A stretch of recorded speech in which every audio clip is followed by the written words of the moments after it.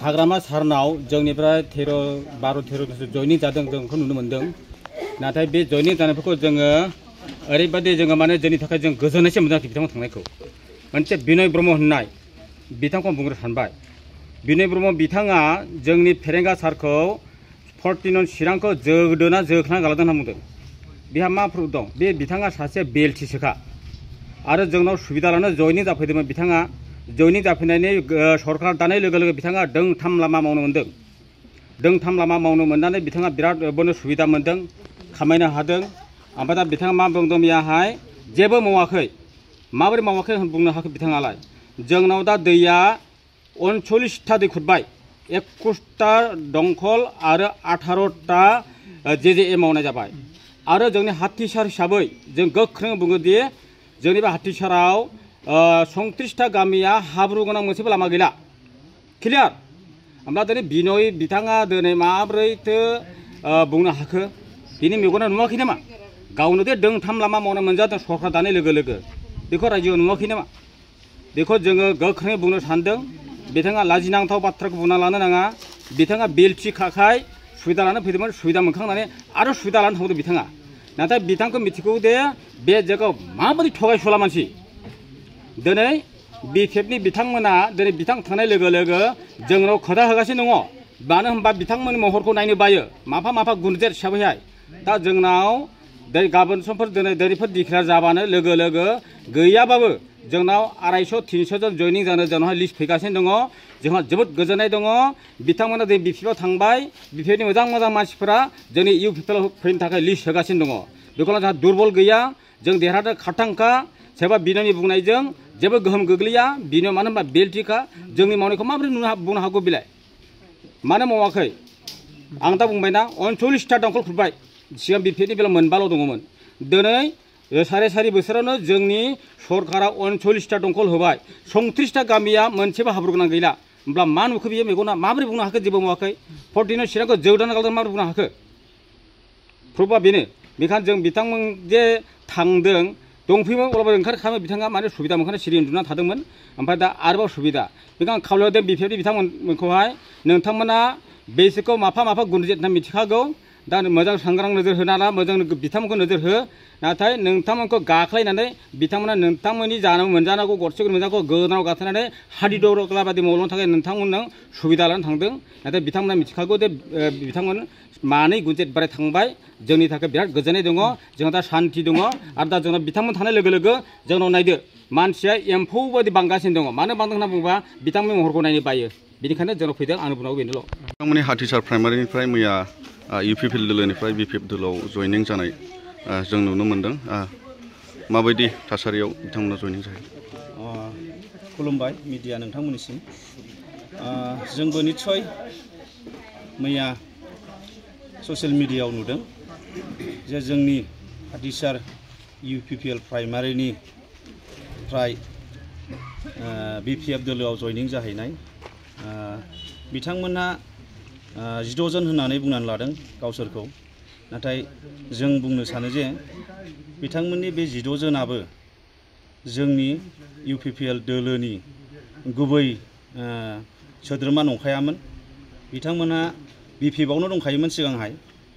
बिनिफ्राय BPFनिफ्राय जोंनियावहाय सिगाङाव फैदोंमोन, खामानि मावफैदोंमोन। आरो दा बिथांमोना BPFआव थांफिनबाय होननानै जोङो ससियेल मिडियायाव नुनो मोनदों। बिथांमोनखौ जोङो दिनै क्लियारिफिकेसन होनो लुबैयो जे जोंनि UPPLनिफ्राय BPFआव मानो थांनो गोनां जाखो? आङो सासे सुबुंखौ बुंगोन थांखिनानै जे समिरन बसुमतारी। बिथाङा जोंनि UPPLआव थानानै खामानि मावदों होननानै बुंदों। बिथाङा निस्सय मावदोंमोन सिगांहाय हाथिसार UPPL प्राइमारिनि इउथ्सनि प्रेसिडेन्ट जादोंमोन। बिथाङा बे इउथनि प्रेसिडेन्टआवबो मोजाङै मावनो हायाखै। बिथाङा जोंनि UPPLनिफ्राय गोबां सुबिदा मोनबाय। सुबिदाया बेनो बिथाङा आरो जोंनि हाथिसार उइकलि बाजारनिबो बाजार कमिटिनि प्रेसिडेन्ट सेक्रेटारि दा सेक्रेटारि हिसाबै बिथांमोना सलायलांगासिनोमोन नाथाय बे जोंनि हाथिसार उइकलि बाजारनि उइकलिनि फैसा खांनाय आरो इयारलि फैसा खांनाय बे फैसाफ्रा बिथांमोननि आखायावनो दंहैजोबो दा बे फैसाखौ बिथांमोना गावसोरनि आखायाव थानायलाय दा हिसाब होनो हायाखै गोबां रां दंहैयो बिथांमोननि आखायाव दा रायजोफोरनो बे हिसाबखौ होनो हायाखै बिथांमोना निस्सय बे रांखौ बाहायसनबाय जानो हागौ दा बाहायसननानै बिथांमोना होनो हायैलाय डिक्लेयार होनो हायैलाय बेखौ जोंनो हिसाब होनो हायैलाय बिथांमोना बेयाव बारलांनो गोनां जादों होननानै जों सानो बेजों लोगोसे बिथांमोना जोंनि UPPL आव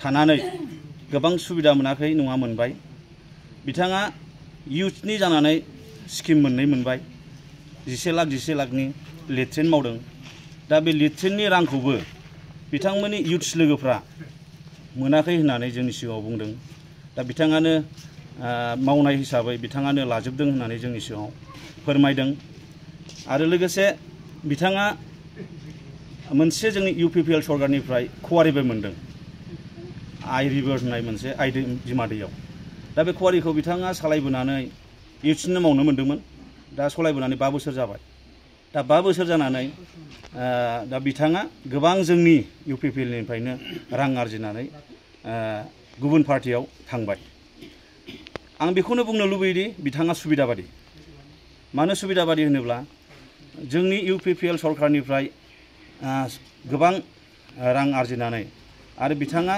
बुंनो लुबैबावो आं जोंहा फेरेंगा सार रनजित बसुमतारीनिफ्राय बसुमतारीनावनो बिथाङा थायोमोन आरो बिथांजोंनो बियो रिलेसन दङमोन आरो रनजित सारनिफ्राय गोबां बेबायदिनो सुबिदा लानानै बिथांनाव जेबो बिनो आरो सुबिदा गैयैलाय जोंहा आसाम फुटबल एस'सिएशननि जेनेरेल सेक्रेटारि सांग्रां ब्रह्म सारजों थाहैदोंमोन सिगांहाय बेनाव सुबिदा लानो थाखाय आरो बिथांजों थाहैबावदोंमोन बिनि उनाव आरो बिथांनिफ्राय गोबां सुबिदा मोनदों बिथांनिफ्रायबो स्किमफोर मोनाखैब्लाबो बिथाङा माखासे रांनि अनसुंथाइ मोनदों आरो बे अनसुंथाइ रांखौ लानानै बिथाङा आरो फिन फेरेंगा सारनियावनो बियो हाबसोना थाहैबावनो गोनां जादों हाबसोना थाहैबावदों आरो बिथाङा बेबायदिनो बिनो जेबो उफाय गैयैलाय दा बिथाङा गुबुन पार्टियाव